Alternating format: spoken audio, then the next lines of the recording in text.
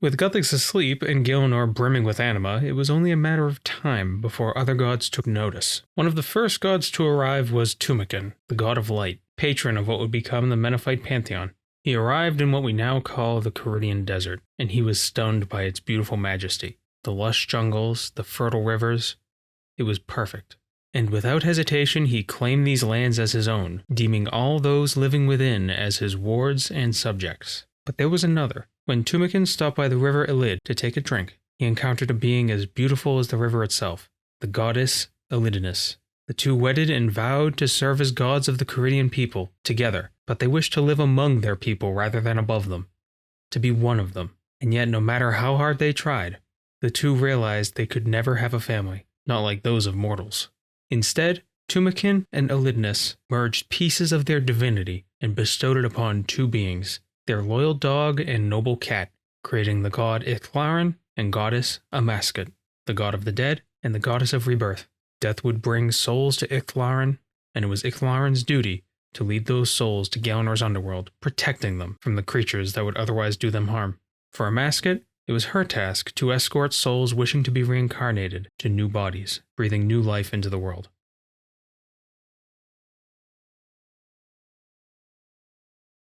At some point, Zaros arrived on Gielinor and had begun expanding his army across unclaimed lands with an army of demons and vampires. It wasn't long before Zaros turned his attention south of Sentistan toward the Menethite lands. Every day, Zaros' empire expanded.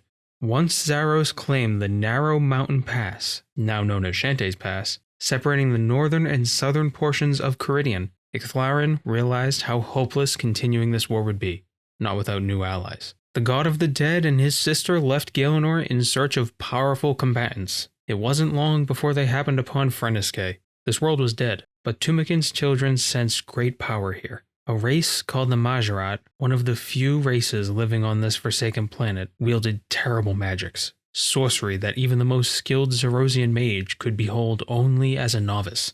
Icthlarin approached them with an offer. Come to Gielinor and fight for my people. Live among us as beings of power and acclaim. Leave this broken world for one of beauty and potential. There was a schism. Some Mahjarrat wished to remain on Runescape, while others saw value in Icthlarin's words. On Runescape, the Mahjarrat were weak. Their lives were harsh and beset by many obstacles, be they powerful tribes or the environment itself. We believed that the destiny of the Mahjarrat was to become the strongest of all tribes, but our enemies were powerful and many. As Anadra and Temekel, two of the most powerful sorcerers among the Mahjarrat, wished to leave for Gielinor. Abrogal and Salazard wished to stay. To settle the matter, the Mahjarrat turned to combat. Abrogal and Salazard were no match for the combined power of Azanadra and Temekel, and so it was decided.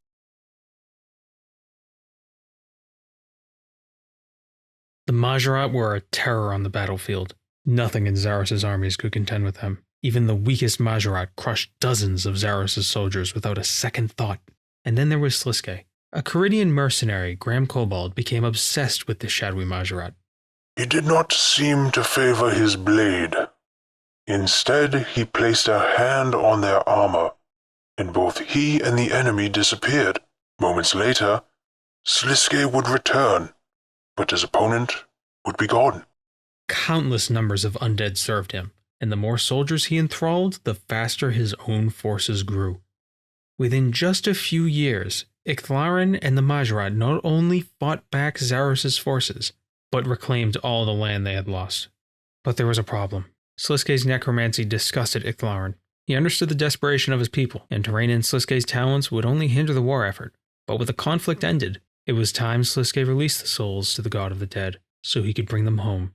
Sliske refused, not wishing to give up the grand army of whites he spent so much effort accumulating. Despite Sliske's power, Icthlarin was still divine. He overpowered the Mahjarrat, taking the souls of the whites and escorting them away, fulfilling his sacred duty.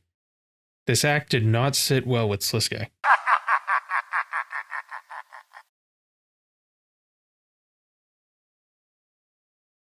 With the Mahjarrat restless with the newfound peace, and Sliske frustrated with his god, Zaros used Sliske to set up a meeting among himself and the other Mahjarrat in the Zarosian fortress of Karid Et. Zaros offered them high-ranking positions in his empire should they join him, but this triggered a debate among the Mahjarrat about their rituals. Over the years, the Mahjarrat gave little thought to them. But without the ritual of enervation, how would the Mahjarrat procreate? And surely it would be prudent to observe the ritual of rejuvenation.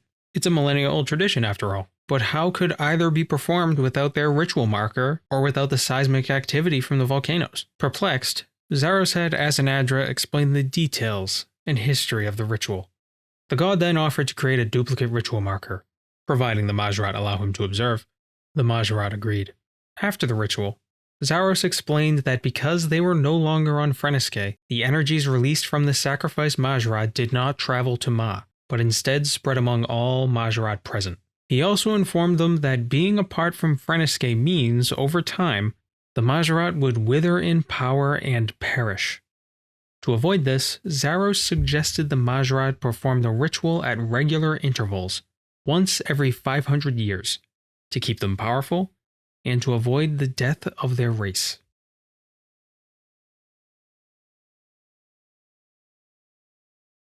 Whoever held the Mahjarrat held the battlefield. It wasn't long before Zaros' army consumed much of Gielinor. Asgarnia, Icthlarin, Forinthry, and most of Hollowvale fell under his control. It was now the Caridian lands he desired. The battles between Caridian and Zarosian forces began and ended as quickly as sunrise and sunset. The Caridian army was no match for Zaros and his Mahjarrat.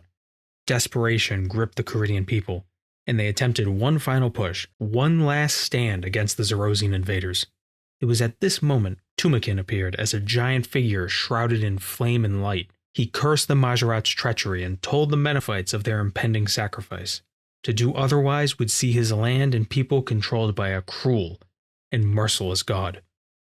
Tumakin raised his hands, and his body burst with light, exploding across the lands with fire and rage.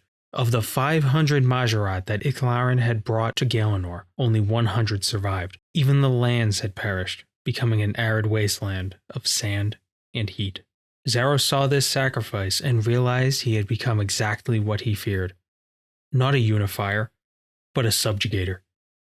It was here that he decided it was time to distance himself from his people, that it was time to let mortals rise or fall on their own, with ever-shrinking interference from the divine.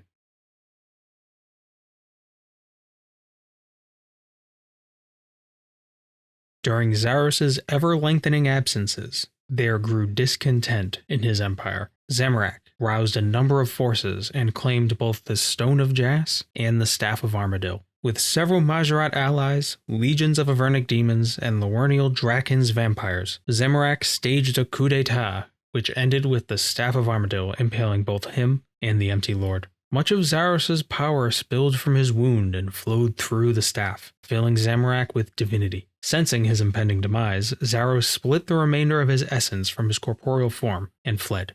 To all but Zaros' most faithful, the Empty Lord was dead. To think, it wasn't another god of equal power who defeated Zaros, but instead was a series of events started by a lesser god which led to the Empty Lord's downfall. Zamorak said it best. I have seen him lead armies, back when we were his stern judges. I have found myself wondering of late, what if we had never betrayed Icthlarin? What if we had sided with him against Zaros? What could have been? I would never have become a god. I would never have been able to save my people. Sliske might never have had a chance to take the stone for himself. Makes you think how one action can affect the world so greatly. On this, I have based my philosophy, and it holds truer each day.